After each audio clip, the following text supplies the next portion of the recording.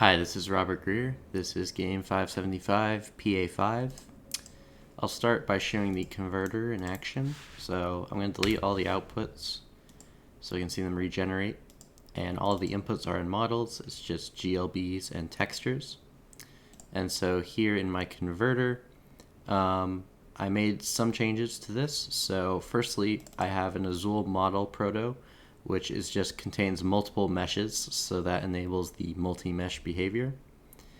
In the individual meshes, I have bounding sphere data, which gets calculated here in the converter, and that gets stored in the proto Azul file so that I can just load it in the engine.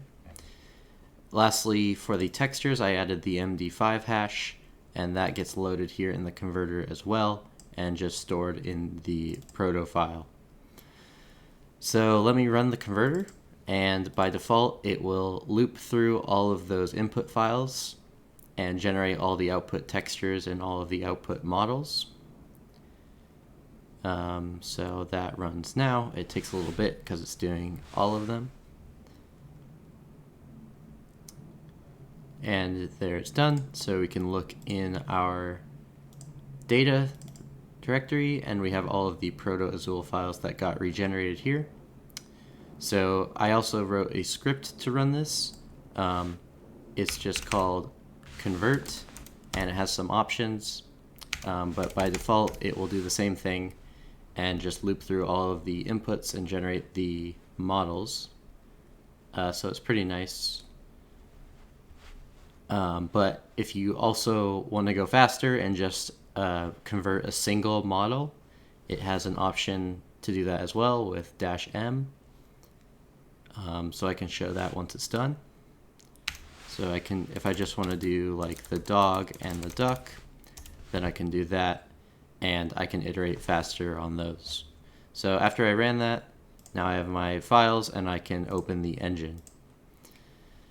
So here in the engine, I have the mesh proto, which can load from the file and just sets all of its data from the proto file, as well as the bounding sphere data that was pre-calculated in the converter.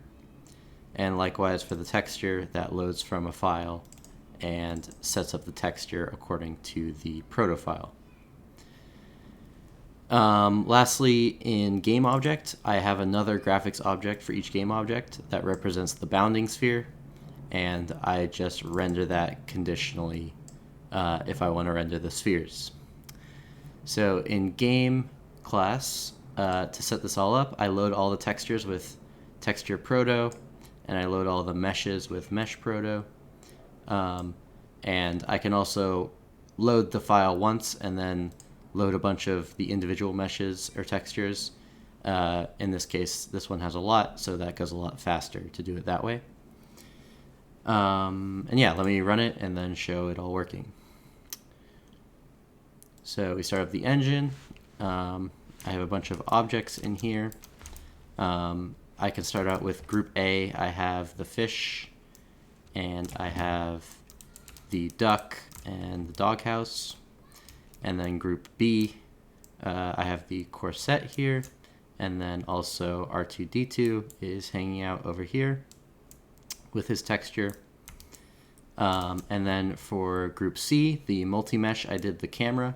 So you have the base and then the camera itself, and they're independent meshes so they can be transformed. And then group D, my own, I added this house and I added this dog. And then lastly, I added some rocks just as a background. And then for the bounding sphere, you can toggle that on with M. So you can see all the objects have their bounding sphere that was calculated in the converter. And also the pre-made models have their own bounding spheres as well. And I can toggle that off and on. And yeah, I think that's about it for PA-5. So I can close it, and it exits cleanly. And that's all. Thank you.